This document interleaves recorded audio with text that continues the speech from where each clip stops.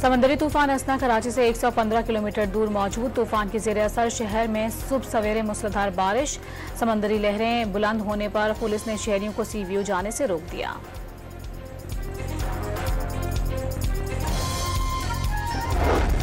वज़ीर आला सिंध सैयद मुराद अली शाह का कराची के मुख्तलिफ इलाकों का दौरा। आए चंद्रीगढ़ रोड, टावर और शारा फैसल के मुख्तलिफ मकामात पर नकासी ऐप का जायजा लिया। बारिश के दौरान आवाम को कम से कम तकलीफ होने की यकीन दहानी।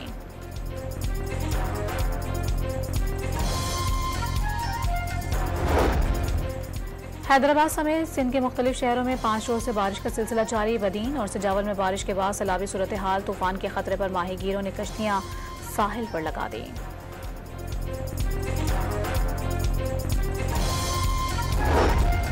बलूचिस्तान में बारिश से तबाही के बाद 10 शहर आफत ज़दा करार। ज़ियारत, लोरलाई, चागी, सोबतपुर, जाफराबाद, कच्ची और औस्ता मोहम्मद शामिल। हालिया बारिशों से अमवात की तादाद 29 हो गई। झलमक्सी और लोरलाई में कई मकानात गिर गए।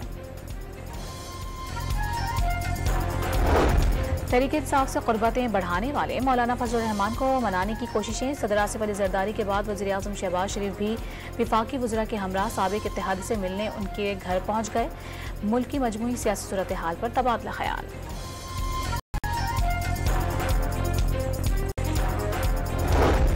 मुस्लिम लीग नून के सदर नवाज शरीफ ने हंगामी इजलास आज तलब कर लिया। मुल्क की सियासी और माशी सूरत हाल पर पार्टी रहनुमाओं से बातचीत होगी।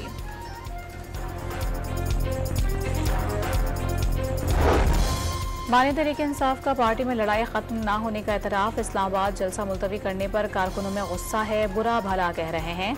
अडियाला जेल में सहाफ़ियों से गुफ्तगू, ये भी बता दिया बुरे वक्त में साथ छोड़ने वालों की पार्टी में कोई जगह नहीं।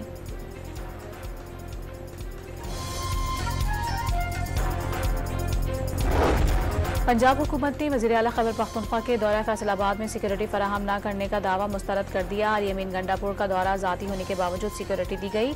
एएसपी की क़यादत में 8 अफसरान समेत 70 अहलकार तैनात करने का दावा।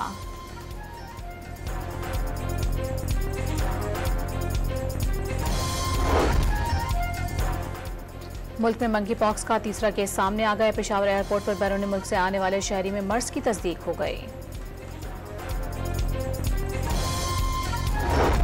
गाजा में इसराइली फौज के सफ़ाकाना हमले जारी। रात गए जबाली और खान यूनिस में बमबारी से मजीद 12 फ़लस्तीनी शहीद हो गए। मकबूजा मगरबी किनारे में भी काबिज़ फौज की वहशियाना कार्रवाइयाँ। तिलकरीम, जनीन समेत मुख्तलिफ इलाकों में सेहूनी टैंकों से गोले बरसाए गए।